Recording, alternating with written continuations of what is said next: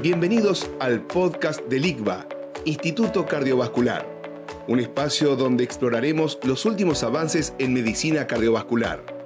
En cada episodio contaremos con la participación de expertos del ICVA, quienes compartirán su experiencia, investigaciones y recomendaciones para el manejo de la enfermedad cardiovascular. En estas series no solo buscamos transmitir conocimiento, sino generar un espacio de reflexión, debate y aprendizaje práctico. Bienvenidos al podcast del ICVA, Instituto Cardiovascular. Soy Alberto Alves Lima, el director médico del ICVA, tratando de seguir a través de este nuevo canal de comunicación con nuestros colegas, tratando de llevar las últimas novedades en temas de máximo interés para todos y los podemos también implementar en nuestra práctica de todos los días. Un tema muy trascendente y muy importante del último tiempo tiene que ver con el colesterol y en particular con la lipoproteína A. Y la idea de hoy es hablar de la lipoproteína A, sus mecanismos fisiopatológicos y todas las drogas en desarrollo. Para poder llevar adelante este temazo, tengo el gusto enorme de estar acá acompañado por Alan Segal. Alan es especialista en cardiología y también especialista en terapia intensiva. Es staff de cardiología clínica acá en el ICVA y también es coordinador de la clínica de lípidos a través del programa de prevención cardiovascular. A pesar de sus 33 años, envidiables 33 años, además de haber sido jefe de residentes, ha sido presidente de la CONAREC, es miembro titular de la Sociedad Argentina de Cardiología, es miembro adherente de la Sociedad Argentina de Lípidos, es miembro consejero del Consejo de Emergencias Cardiovasculares de la Sociedad Argentina de Cardiología. Y dos puntos muy importantes que hacen a su juventud y a todo el impacto que va teniendo en su desarrollo. Es líder emergente de la Sociedad Interamericana de Cardiología y también es líder joven de la American College of Cardiology. Una conjunción de virtudes o de resultados a las virtudes de la forma en que está haciendo su carrera profesional.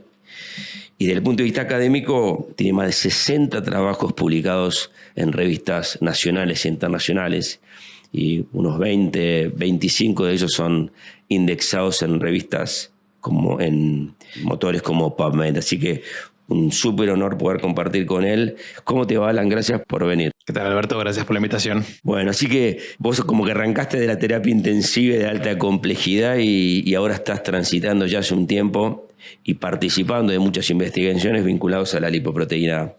Contanos un poco, podemos arrancar un poco qué es y cómo es la historia de esto, que a todos nos preocupa, porque la verdad que en la práctica no sabemos bien qué hacer cuando el paciente viene con este tema.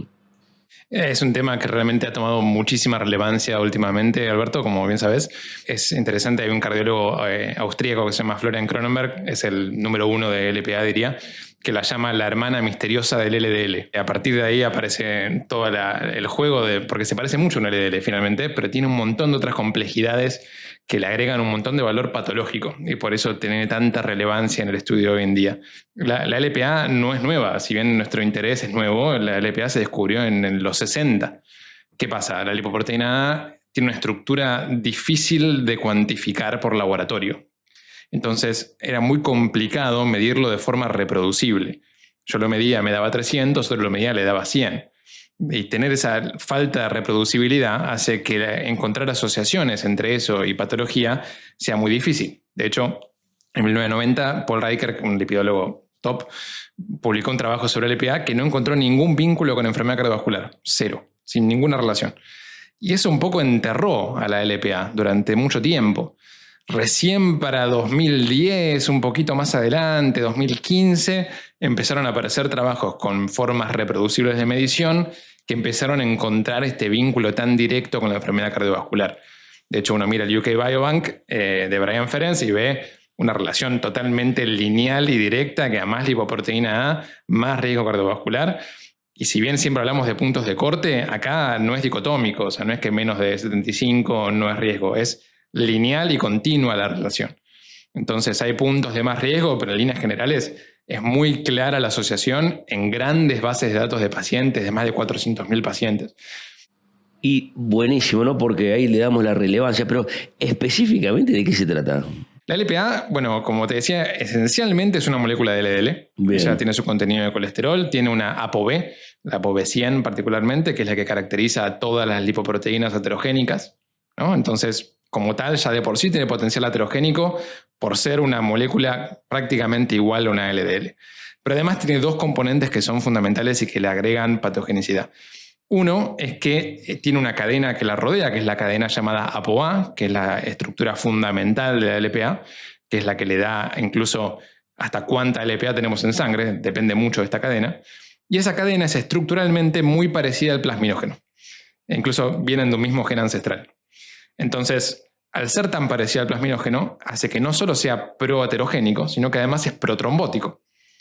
Y como tercer ítem, la membrana de fosfolípidos que lo cubre son fosfolípidos oxidados. Eso genera una actividad proinflamatoria. Entonces la lipoproteína A se mete en el endotelio junto con otras LDLs, activa la cascada inflamatoria por estos fosfolípidos oxidados, vienen los macrófagos, células espumosas, aterosclerosis acelerada, y es un gran determinante de aterosclerosis precoz por todo esto. Entonces es como un triple killer, digamos. Ok, cuando se mete, potencia todo lo que es la aterosclerosis tradicional y, como decís, es un factor determinante para aterosclerosis acelerada. Totalmente. De hecho, es una de las causas, muchas veces nos pasa, y nos había pasado antes de entender mucho de la LPA, que teníamos estos pacientes jóvenes con infartos, con LDL razonablemente normal o bajo, y no entendíamos por qué. Y ahora estamos viendo que un montón de esos pacientes tienen LPA por las nubes, ¿no? Bien, y cuando vos medís LPA en el laboratorio, y entiendo que por lo que me comentás, por suerte hay un método que lo hace reproducible.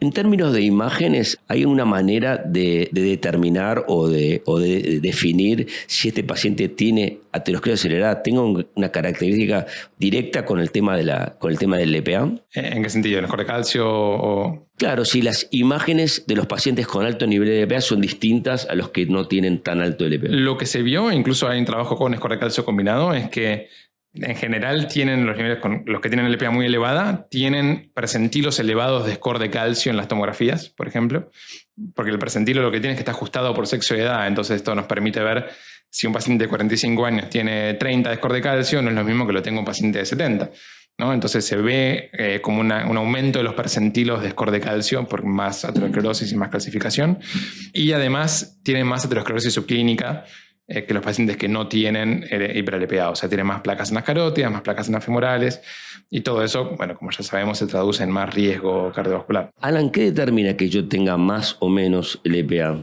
Bueno, la determinación es genética en un 95%, Mira. Y depende mucho de esa estructura, de esa cadena que se llama ApoA. Esa cadena está formada por dominios que se llaman dominios Kringle. Esos dominios Kringle, hay uno de esos dominios, que es el Kringle 2, que se puede repetir entre 2 y 40 veces o más. Cuántas repeticiones tengas de ese dominio Kringle determina cuánta lipoproteína tengas. ¿Por qué? Y vamos a hacerlo más sencillo. Mientras más repeticiones tenés, más larga es la cadena. Mientras más larga es la cadena, más grande es la partícula. Y contrario a eso, mientras más grande es la partícula, menos LPA tenés. ¿Por qué? Porque al ser más grande, el retículo endoplasmático lo destruye más fácilmente. Entonces, mientras más grande es la partícula, que eso está determinado por esta cadena de ApoA y sus dominios Kringle, menos LPA hay en sangre. Y viceversa, mientras más chica es la partícula y mientras menos repeticiones haya, más LPA tenemos en sangre.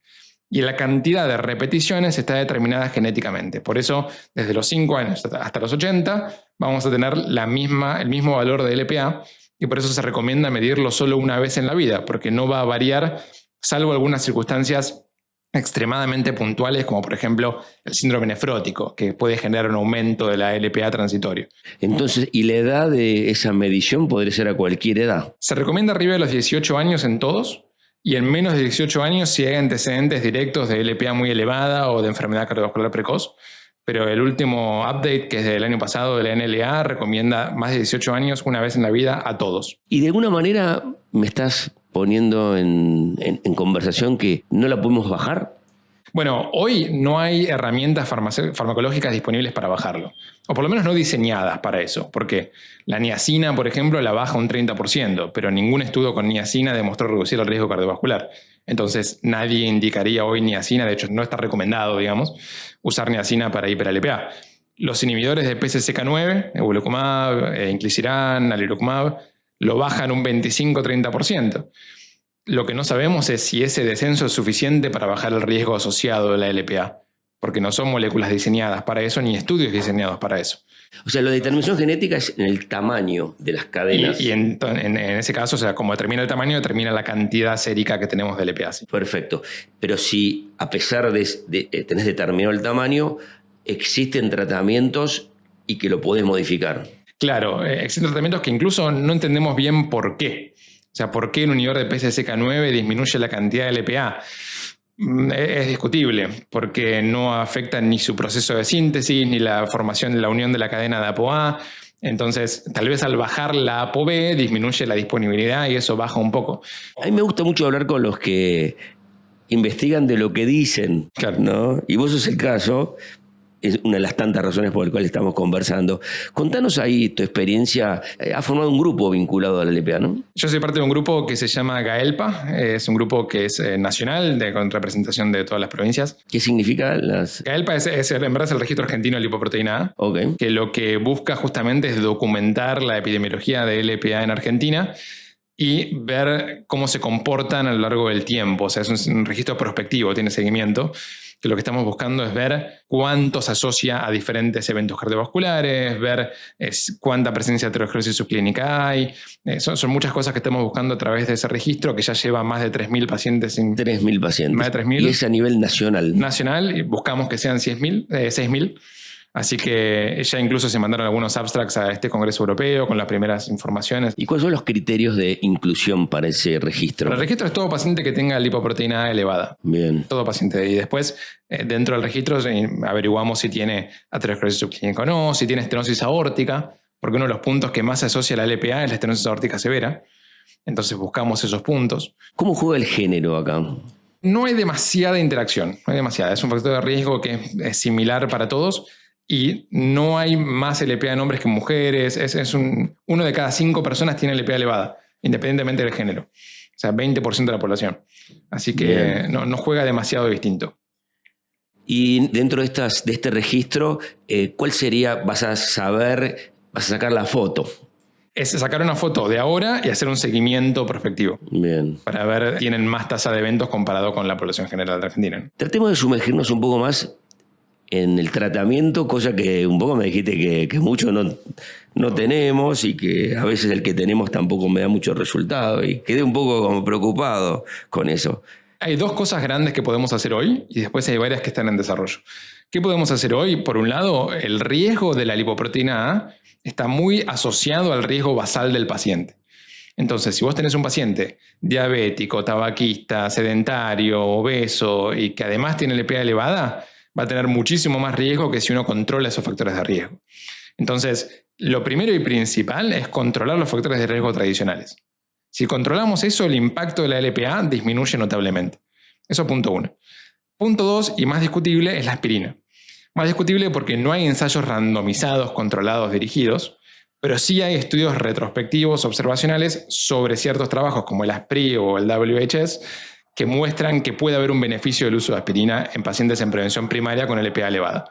Entonces, en general es una discusión a tener individualizada con cada paciente porque depende del riesgo hemorrágico, pero en pacientes que tienen aterosclerosis subclínica y LPA elevada y un riesgo hemorrágico bajo o moderado, parece una buena idea, por lo menos por ahora, ponerles al fin. Fisiopatológicamente tiene sentido porque, bueno, al tener el endotelio con mayor predisposición, por esto que me comentabas, tiene más chance y la aspirina podría tener un rol. Pero de todas maneras no es paciente con 2 factores de riesgo y además LPA alta no sería un candidato necesario. Por ahí, ya con más de 3, ya la literatura lo viene sugiriendo independientemente de la LPA, ¿no? Tal cual. Y bueno, también depende de cómo definamos la aterosclerosis subclínica, si es prevención primaria o secundaria o primaria de alto riesgo. Es un continuo, no es blanco-negro, primaria o secundaria, o eso es lo que venimos charlando últimamente. Entonces, es siempre una discusión individual para cada paciente. Y hay un tema importante que quiero hablar, que es las estatinas. Las estatinas pueden elevar un poquito la LPA. Elevar. La pueden elevar un 10% aproximadamente. Lo que está demostrado es que ese aumento no tiene impacto clínico adverso en la balanza, teniendo en cuenta el beneficio que tiene la estatina. ¿Por qué sería el aumento? No está claro el mecanismo, no está claro, se está investigando porque la verdad que no está definido, pero sí se veía sistemáticamente un leve aumento de LPA con estatinas, lo que se recomienda activamente es no dejar de usarlas en los pacientes que tienen indicación. De hecho, se usan mucho porque el descenso de LDL baja mucho más el riesgo que ese pequeño aumento de LPA que genera. Así que no se asusten si en el laboratorio cuando le ponen estatinas ven que aumenta. No lo deberíamos ver porque no deberíamos remedir la LPA, pero si se mide y se ve, no es para asustarse y es preferible el efecto beneficioso del descenso del LDL, aunque nos tengamos que sumar ese pequeño interesante aumento. Porque cuando vos usas estatinas y dosis altas, baja el colesterol general, digamos, y también baja el HDL. Entonces es como que le subimos el LPA, le bajo el HDL, digo, pero che. sí, ¿no? pero bajamos pero a claramente debe ser unas drogas con mayor impacto las estatinas, probablemente que se hayan descubierto, ¿no? En tema interna cardiovascular, probablemente junto con la aspirina, drogas de altísimo impacto. Totalmente. Pero interesante este concepto de este comportamiento paradójico. Sí, hablaste entonces, ya un poquito te metiste en el tema del tratamiento. Entendemos que no tenemos uno específico, pero que tenemos que trabajar sobre todos los factores, que es un factor emergente, que aumenta el riesgo, no hay ninguna duda, que no tenemos tanto para hacer, pero que no nos olvidemos de los otros factores de riesgo, que su tratamiento puede hacer del colesterol es absolutamente imprescindible. ¿Qué otras terapias? Bueno, sobre el LPA hay 5 drogas en desarrollo en fase 3, así que se vienen muchas novedades respecto al LPA. Estás involucrado, ¿no? Yo participé en 2, el de Olpasiran y el de Lepodisiran. El primero de todos es el Pelacarsen. El Pelacarsen, a diferencia del resto, es un oligonucleótido antisentido. Ahora te cuento de qué es el resto, pero claro. A diferencia de los otros que son ARNs pequeños de interferencia, este se aplica una vez por mes en vez de una vez cada 4 meses. Es una terapia génica esta. Es más o menos, porque lo que hace es inhibir, se mete en el ARN y hace que no produzca esta cadena de ApoA. Mira. Si no se produce el ApoA, no hay LPA. De hecho, baja entre un 60 y un 80% la tasa de LPA. Lo que no sabemos todavía, que estamos esperando el año que viene que se publique el estudio Horizon, es si eso reduce los eventos clínicos, que debería, pero falta demostrarlo. Después hay otros 3 que son ARNs pequeños de interferencia. El más desarrollado o el que más cerca está de publicarse es el Olpasiran, que es en el estudio Ocean, que baja entre un 80 y un 90% la LPA, y que como es un ARN de interferencia y no un oligonucleótido antisentido, se da cada 4 meses, una inyección cada 4 meses. Entonces le da como un poco más temazo, ¿no? El tema de estas nuevas drogas que tienen esos espacios, ¿no? El otro día Foster contaba que parte del gran problema es que la gente no toma los remedios y que cuando uno pone, en el caso Inclisiran, y le da cada 6 meses, es como que la chance... La adherencia mejora mucho. Es muchísimo mejor, ¿no? Bueno, el siguiente horizonte es la terapia génica, ¿no? La edición con CRISPR del PCSK9. Pero me dijiste que había uno más, ¿no? Sí, o sea, el otro mecanismo, además de los ARN de interferencia, con Olpasiran, Serlasiran y Lepodisiran, que son los 3 en curso. Después hay uno más que es una droga oral, que es el Movalaplin. El Movalaplin está recién terminando el fase 2. No baja tanto la LPA, un 60-70. Lo que tiene el Movalaplin, y que es algo discutido, es que no disminuye la síntesis de la cadena de ApoA, sino que evita que esa cadena se una al LDL, o al ApoB, mejor dicho. El problema con eso es que esa ApoA se sintetiza igual, y esa cadena queda libre por la sangre. Y esa cadena, que es similar al plasminógeno, puede tener efectos. Entonces, dejarla libre por la sangre no se sabe todavía cuán seguro va a ser. Así que esa tengo ciertas reservas. Cuando hablamos con Juan Pablo y amiloidosis, como que las terapéuticas se van metiendo cada vez más atrás o antes de que siguen. Y acá parecería que de esto que estás hablando, probablemente las terapias deben ser hasta combinadas, ¿no? Seguro, sí, definitivamente, absolutamente. Entonces, vamos ya cerrando, y la verdad que nos has llenado de información y de un montón de dudas también, ¿no? Porque es un tema que todavía está en plena investigación. ¿Cómo ves la perspectiva? ¿Cómo es el futuro de esto cuando aparezcan estos estudios en cuanto a los resultados? ¿Cómo ves vos el panorama con respecto a esto y cómo va resultando? Yo creo que las drogas van a mostrar beneficio cardiovascular, beneficio clínico. Bien. Por el Horizon. El Horizon es el que menos fe le tengo. Ok. Más que nada porque por el mecanismo de acción, el descenso de LPA es variable. Entonces, a algunos le bajaba 30%, a otros le bajaba 80%. Muy variable, claro. Incluso iban a reportar resultados este año y extendieron el seguimiento un año. Si extienden el seguimiento es porque no están teniendo la cantidad de eventos que esperaban y no están viendo si ya hubiera un efecto, aunque sea un press release, diciendo de que están viendo un efecto significativo. Bien. Entonces, al Horizon, que lamentablemente va a ser el primero, y espero que eso no desanime al resto. No desanime, claro. Claro. Me parece que va a dar o neutro o un beneficio marginal. Bien. Le tengo mucha más fe a los ARN de interferencia. Bien. Porque se dan cada 4 meses, porque el descenso es muy fijo de que es al menos 80% de descenso de LPA. La selección de pacientes creo que fue un poco mejor. Entonces le tengo un poco más de fe al Ocean con el Olpasiran, pero definitivamente creo que vamos a ver un beneficio, porque la molécula en sí es tan patogénica que tiene que haber un beneficio en reducirla. Sería muy raro que no. Muchísimas gracias y gracias por estar con nosotros. Gracias, Alberto. Gracias por acompañarnos durante esta edición. No olviden suscribirse a nuestro canal. Nos vemos el próximo episodio.